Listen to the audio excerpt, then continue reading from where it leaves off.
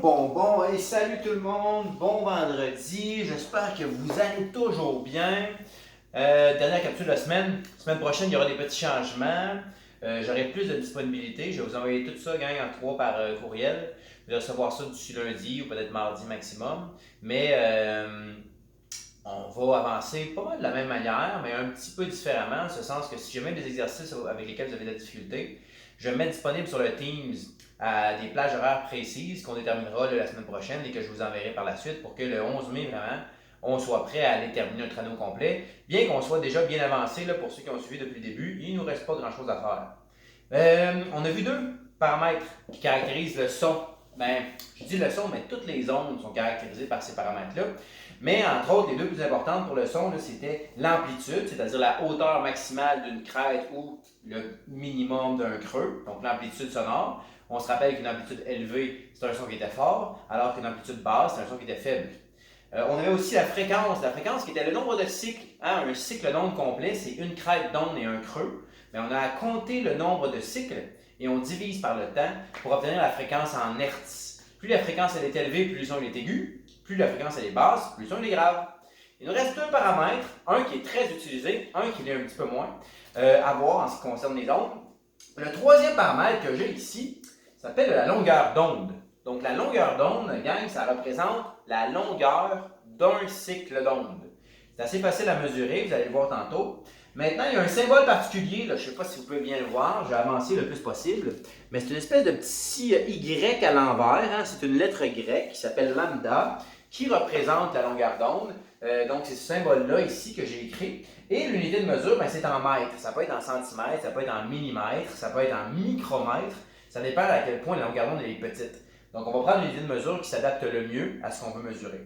Maintenant, si jamais par exemple j'ai cette onde-là ici et que je veux mesurer la longueur d'onde, je dois mesurer la longueur d'un cycle d'onde complet. Ce que ça signifie, c'est que j'ai besoin de la longueur du départ ici.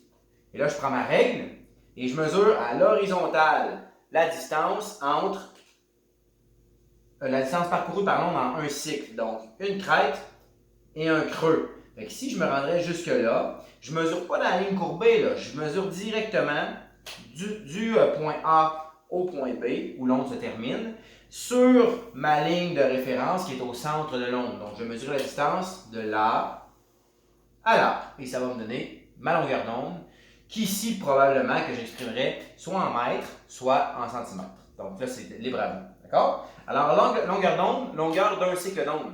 Évidemment, plus la longueur d'onde elle est petite, plus l'onde va être rapprochée, plus il va y avoir beaucoup de cycles, donc plus la fréquence va être élevée. Ça veut dire qu'il y a un lien direct entre la longueur d'onde et la fréquence, c'est-à-dire que plus la longueur d'onde elle est, puis j'ai dit le lien direct, mais c'est une fonction de variation inverse, c'est-à-dire que plus la longueur d'onde elle est petite, plus la fréquence va être élevée. Donc voilà pour la longueur d'onde. Le 2e paramètre, lui, on l'utilise un petit peu moins parce qu'on utilise son contraire. Ça s'appelle la période. Alors, la période, c'est carrément l'inverse de la fréquence, c'est-à-dire que c'est le temps pris par l'onde pour parcourir un cycle. Donc, une crête, un creux, tu chronomètres l'onde, du départ jusqu'à la fin, la fréquence. C'est pour ça que l'unité de mesure de la période, c'est S, et le symbole, c'est T, parce qu'évidemment, on utilise souvent l'anglais time, hein, c'est le temps pris par l'onde, time, T. Donc, T majuscule, unité de mesure S. Comment est-ce que je fais pour calculer la période? Parce que vous allez l'avoir à la calculer dans les exercices que je vous ai transmis au début de la semaine. C'est l'inverse de la fréquence. Donc, en mathématiques, vous avez vu la fonction de variation inverse. T égale 1 sur F, inverse de la fréquence. Ou encore, la fréquence, c'est le nombre de cycles divisé par le temps. Et on inverse.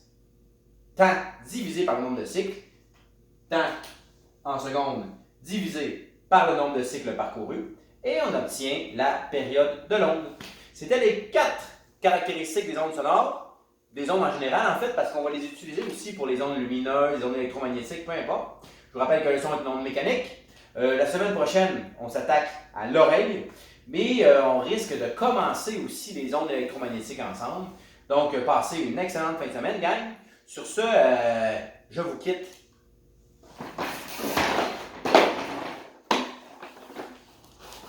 Ciao.